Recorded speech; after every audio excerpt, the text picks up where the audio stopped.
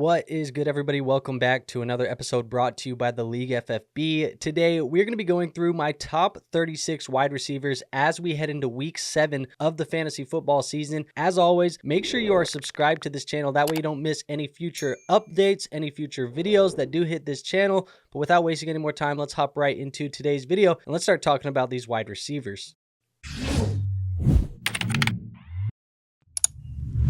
So as you can see, I got the tier maker pulled up on the screen as we speak. I have 7 tiers if we're going to be getting through all 36 wide receivers in today's video. And we're going to be kicking it off in tier 1. We're going to call those the elite wide receiver ones. That is going to be number 1 overall, Justin Jefferson. He plays against the Detroit Lions this week. And Justin Jefferson and the Vikings, they are coming off of their bye week here in week 7. And they get a matchup with the Detroit Lions, who currently rank 26th against the wide receiver position. And this game does have a 49.5 point projected game total. Jefferson, he should continue to perform as a wide receiver 1 in this week's matchup against a division rival. Now let's move on to my number 2 wide receiver on the week, and we're going to stay in the same game. Amon-Ra St. Brown, he is my number 2 guy. He recorded 4 catches on 4 targets for 37 yards and a touchdown in Sunday's blowout win over the Cowboys. Now St. Brown, he did save his day from being downright awful by scoring a touchdown late in the game, but this week's matchup against Minnesota should be a good one for Amon-Ra, as the Vikings have been pretty vulnerable to the wide receiver position. Now let's move on to my number 3 guy. I do got Jamar Chase of the Cincinnati Bengals. He comes in a game against the Cleveland Browns, and Chase, he recorded 5 receptions on 6 targets for 72 yards in Sunday's win over the Giants. Chase had a fairly mediocre day in week 6 versus the Giants, but this week's matchup versus the Browns should be a little bit better, as the Browns currently rank 25th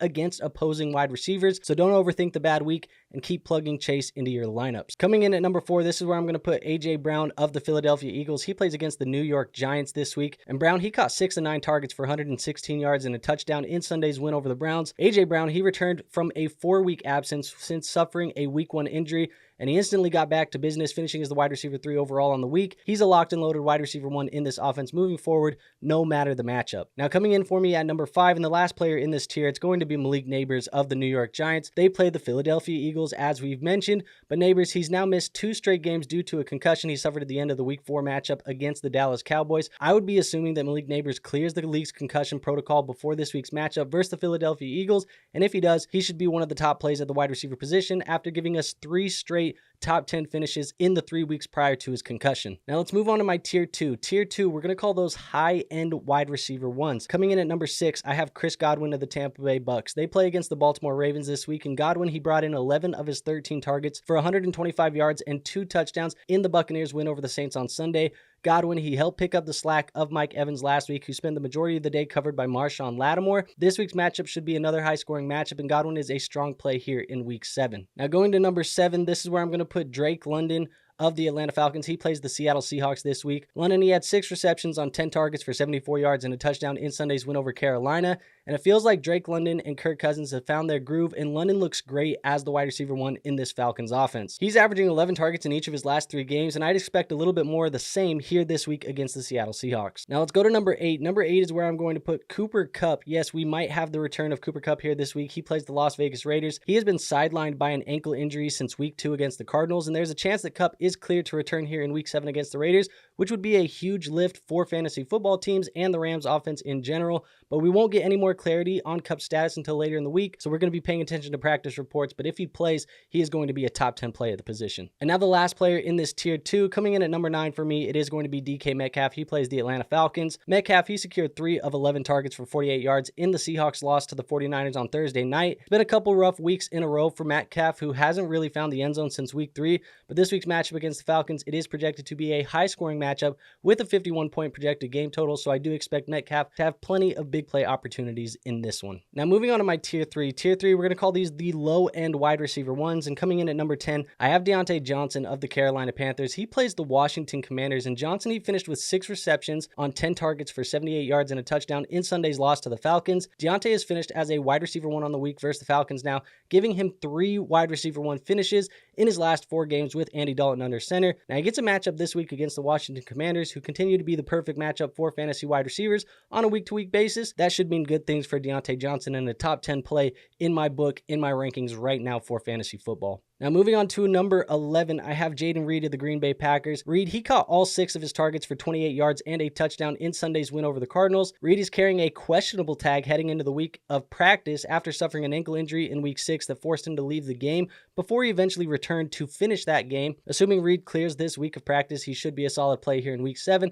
as Jordan Love's preferred wide receiver 1. Now going on to number 12, here's where I'm going to put Mike Evans of the Tampa Bay Bucks. Like I mentioned, they play the Baltimore Ravens. Evans, he brought in 2 of his 6 targets for 34 yards in the Buccaneers win over the Saints on Sunday. As I mentioned, he saw his usual Marshawn Lattimore treatment in last week's matchup against the Saints, but this week Evans should have some upside in a high-scoring game versus the Ravens, and Evans now has 7 red zone targets and 4 red zone touchdowns in his first 6 games of the season. Now coming in for me at 13, I'm going to put Terry McLaurin of the Washington Commanders. As I mentioned, they played the Carolina Panthers, and McLaurin, he caught 6 of 7 targets for 53 yards and 2 touchdowns in Sunday's loss to the Ravens. McLaurin has been on an absolute heater over the last couple of weeks, scoring 4 touchdowns in his last 4 games, and this week's matchup against Carolina is a great matchup to keep stacking upon that touchdown streak. He should be a very strong play for you here in week 7. And now number 14 for me, and the last player in this tier 3, it is going to be Stefon Diggs of the Houston Texans. Diggs, he got 6 of 7 targets for 77 yards and a touchdown in Sunday's win over the Patriots. Diggs was filling in very nicely for Nico Collins as the wide receiver 1 of the Houston Texans, finishing as the wide receiver 13 overall on the week. He should have another good matchup this week against the Packers in what we expect to be a shootout type of game. Now let's move on to tier 4. Tier 4 is what we're going to call the high-end wide receiver 2s. Coming in at number 15, I got Zay Flowers of the Baltimore Ravens. They played the Tampa Bay Bucks this week, and last week Flowers, he caught all 9 of his targets for 132 yards in Sunday's 30-23 win over the Commanders. We made Flowers a start of the week at the wide receiver position last week due to the matchup versus Washington, and he finished as the wide receiver 6 overall on the week. And this week's matchup versus Tampa Bay will be tougher than last, but this should still be a good high-scoring game,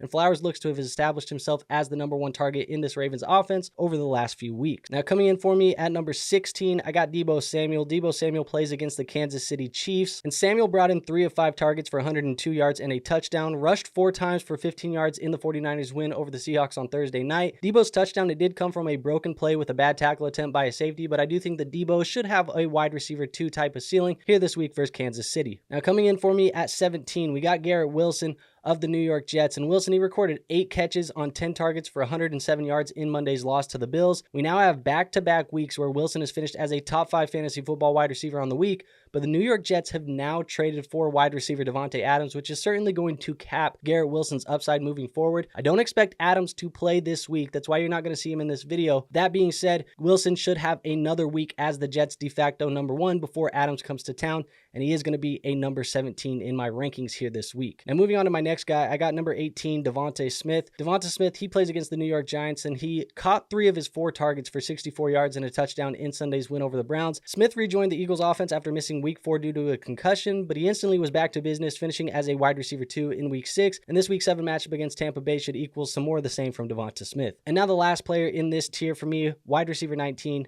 I got T. Higgins. He plays the Cleveland Browns, and Higgins, he recorded 7 catches on 7 targets for 77 yards in Sunday's win over the Giants. Higgins led the Bengals in targets, receptions, and yards in this one, and he also looked great since returning from an early hamstring injury earlier in the year. I think he is a set it and forget it wide receiver 2 moving forward with upside in this high volume passing offense that the Cincinnati Bengals run. Now moving on to tier 5. Tier 5 is going to be low end wide receiver 2s. Coming in at wide receiver 20, I got Brandon Aiyuk. Like I said, they played the Kansas City Chiefs, and Aiyuk, he secured 2 of his 4 targets for 37 yards in the 49ers win over the Seahawks on Thursday night. Aside from week 5, where Aiyuk finished as the wide receiver 10, he has failed to really ever crack the top 40 overall on every single week this year. Kansas City is a really tough matchup as they tend to eliminate the opposing team's wide receiver 1 from the game, so I would expect some pretty mediocre numbers from Brandon Aiyuk here in week 7. Now coming in at wide receiver 21, I have Jameson Williams of the Detroit Lions. They play the Minnesota Vikings this week, and Williams, he recorded 3 receptions on 4 targets for 76 yards and a touchdown in Sunday's blowout win over the Cowboys. Jameson hasn't really seen the volume that we saw to start the year since about week 3, and he's been living off of some big play touchdowns over the last few weeks. Now this is making Jameson Williams pretty volatile, but this offense is so good that I still think you can just throw him in there with confidence, and this is a good matchup against the Vikings secondary. Now coming in at 22, this is where I'm going to put Jordan Addison. Same game here against the Detroit Lions. Addison and the Vikings, they're back from bye this week, and they do have a solid matchup against the Detroit Lions secondary that is currently ranked 26th against the wide receiver position in fantasy. There's a chance that TJ Hawkinson is back in this one, which would result in a little less targets coming Addison's way, but this is one of the better offenses in the NFL, and Addison still has upside in this week's matchup. Now moving on to 23, I'm going to put Brian Thomas Jr. He plays against the New England Patriots, and Thomas recorded 3 receptions for 27 yards on 6 targets in Sunday's loss to the Bears in London. Thomas actually dropped a touchdown in this game that could have made his day look a lot better than it actually was, but this week's matchup against New England isn't great either, as I expect Christian Gonzalez to shadow Thomas for the majority of the day. And now the last player in this tier, coming in at wide receiver 24, I have George Pickens. They play against the New York Jets, and Pickens recorded 3 receptions on 8 targets for 53 yards in Sunday's win over the Raiders. Pickens' fantasy production has been severely capped by the fact that the Steelers really haven't been able to throw for more than 200 yards on offense every single week with Justin Fields under center, but it does sound like Russell Wilson is trending to start this week, which makes me feel a little bit better about George Pickens' outlook despite him having a tough matchup here against Sauce Gardner. Now moving into tier 6. Tier 6 is high-end wide receiver 3s. We're going to go number 25, Tyreek Hill against the Indianapolis Colts. Now Tyreek Hill and the Dolphins, they're coming off of their bye week here in week 7, and they get a matchup against the Colts, which on paper is pretty good. Now Tyreek, he has missed having quarterback Tua Tagovailoa under center over the last month, really failing to impact fantasy football teams or rosters for more than really just a wide receiver 3 during this period of time. Now he's still going to be a player that you're probably starting, but the upside is gone as long as Tyler Huntley is under center, or really anybody other than Tua Tagovailoa is under center, and it's going to be those backups here this week, so we're tempering the expectations with Tyreek. Coming in at wide receiver 26, I got Jackson Smith-Njigba. They play against the Atlanta Falcons, and Smith-Njigba brought in 5 of 9 targets for 53 yards in the Seahawks' loss to the 49ers on Thursday night. JSN, he's been pretty mediocre in year 2 so far, despite operating as the wide receiver 2 in this offense ahead of Tyler Lockett, but he's still a decent play just due to the passing volume in Seattle and the fact that DK sees a lot of the primary defensive coverage. Now moving on to 27, I do have Tank Dell of the Houston Texans. They play against the Green Bay Packers, and Dell, he caught 7 of 9 targets for 57 yards and a touchdown in Sunday's win over the Patriots. Dell was a much larger part of the offense with Nico Collins off the field, and he should continue to fill in for him nicely while Nico recovers from his hamstring injury. Dell should have another solid week here this week versus the Packers, and somebody that I would definitely be comfortable starting as a wide receiver 3, maybe a flex play if you only have 2 starting wide receivers. Now coming in for me at 28, I have Darnell Mooney of the Atlanta Falcons. They play the Seattle Seahawks, and Mooney, he hauled in 3 of 5 targets for 38 yards in Sunday's win over Carolina. Mooney followed up all of the hype about the wide receiver 3 overall finish in week 6 with a wide receiver 55 finish in week 7. It disappointed all of us, all of the fantasy football managers, and Mooney, he's going to continue to be boom bust in this Atlanta offense, but this week's matchup is a high projected game total, so there should be plenty of fantasy football points to go around. Now coming in at 29, I do have Christian Watson of the Green Bay Packers. Watson caught 3 of 4 targets for 68 yards and a touchdown in Sunday's win over the Cardinals. Now Watson, he has been operating as a big red zone target for Jordan Love in the games that they've played together healthy, so I do think he is a boom bust play in one of the league's best passing offenses, making him a decent play here in week 7 versus the Texans. And the last player in this tier for me, coming in at wide receiver 30, I have Juju Smith-Schuster of the Kansas City Chiefs. They play on the road at the San Francisco 49ers, and Juju's an interesting case because he's coming off of his bye week here, and the last time we saw him in this lineup, he was filling in for Rashee Rice in the slot role and produced some solid numbers, posting 7 catches on 8 targets for 130 receiving yards. Now Juju, he is a risky play just due to the lack of data to support that type of outcome being a consistent one for Juju,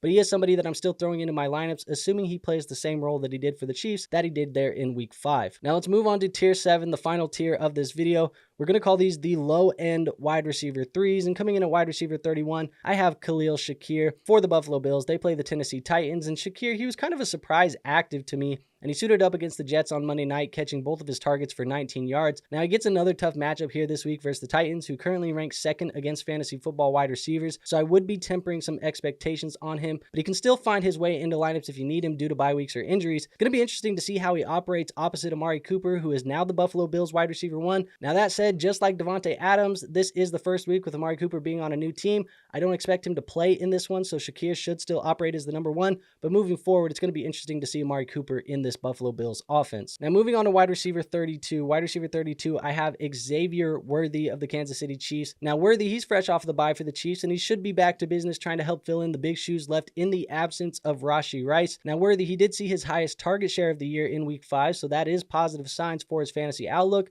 but we need to see a little bit more consistency before feeling confident in playing him as anything other than just a wide receiver 3 moving forward. Now, coming in for me as wide receiver 33, I do have Demario Douglas of the New England Patriots. Now, they do play the Jacksonville Jaguars this week in London, and Douglas, he caught 6 of 9 targets for 92 yards and a touchdown in Sunday's loss to the Texans. Douglas looked like he was the favorite target for new rookie quarterback Drake May in last week's matchup versus the Texans, and he actually finished as a wide receiver 1 on the week for fantasy football. Now, this week's matchup versus Jacksonville makes him interesting. I think we can sneak him into lineups where we need him to, and he's definitely a player that I would definitely be comfortable picking up off of my waiver wire and playing immediately here this week. Now, coming in at wide receiver 34, I have Romeo Doubs for the Green Bay Packers. Now, Doubs, he caught 3 of his 4 targets for 49 yards and 2 touchdowns in Sunday's win over the Cardinals. It seemed like Jordan Love wanted to get Romeo Doubs a score or 2 here after he missed last week due to a suspension for missing practices because he was upset about his role in the offense. A quick solution to that is scoring 2 touchdowns in a game, so